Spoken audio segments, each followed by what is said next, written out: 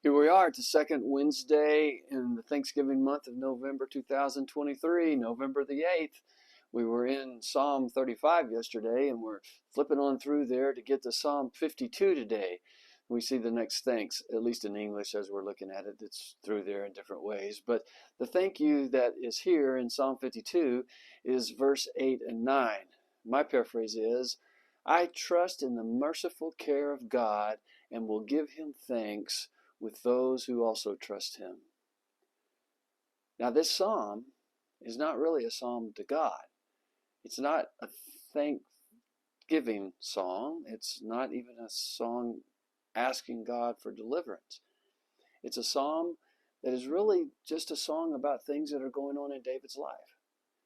And what's happening is, this is in his life when Saul was still king. A little bit of the story was David was anointed by Samuel, who was a great prophet of God, who also anointed Saul. But Samuel was very upset because God was always going to be their leader, and they didn't need a human leader. They were going to work all that out together with God. But anyway, they wanted a king, and so Saul was the one that came forth. This is who the people wanted, and God said, go ahead and give it to him. Samuel did. We weren't too excited. So then God says, okay, Saul is getting all puffy about this, and so he goes and Samuel discovers that it's David that God wants anointed.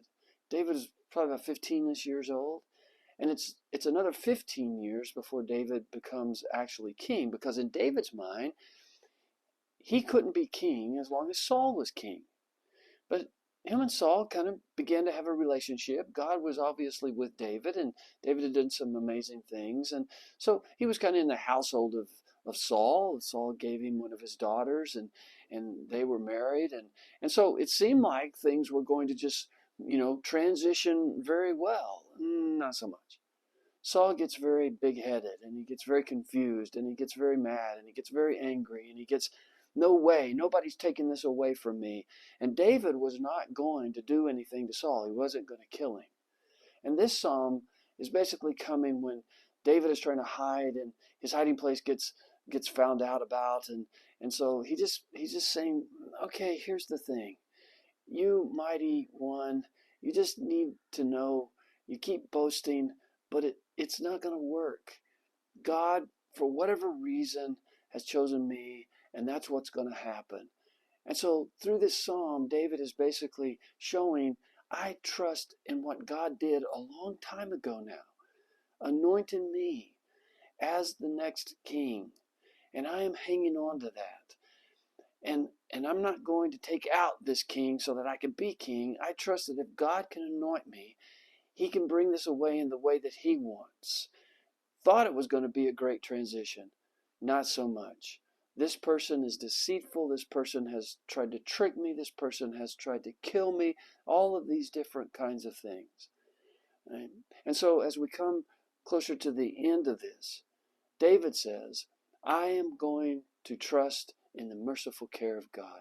Steadfast love, his hesed, his ongoing reality of kindness, his promise to me that I will be king.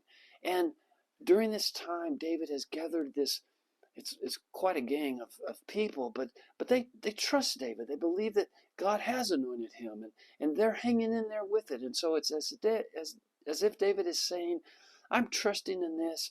They're trusting in this. And when we see the promise come true, it's high fives. It's high fives.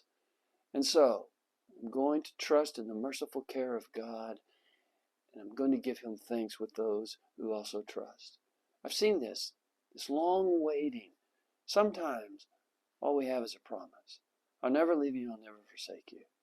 You're looking for that job, and it just won't come. You don't know how the finances are going to work out. You're so lonely, and you don't know where the relationship is going to turn, and what's this going to be? And we know and we trust that God has something for us, and we keep hanging in there, and then I've seen it come forth, and it's that high five. The promise has come true. And so with those, and when we're going through those times when we're just hanging on to those promises, we need those people around us that trust this too. No, God has said he won't leave us. He won't forsake us. We got to keep hanging in there with the promise, the merciful care of God. It's not easy. It wasn't easy for David. It still is not easy. But the high fives do come. And that's what David is saying. I'm going to hang in there. And I know that Thanksgiving is around the corner. And so until tomorrow, may you and I hang in there with whatever promise we don't see completely fulfilled right now. We so long to have it fulfilled. Hang in there. High fives are coming.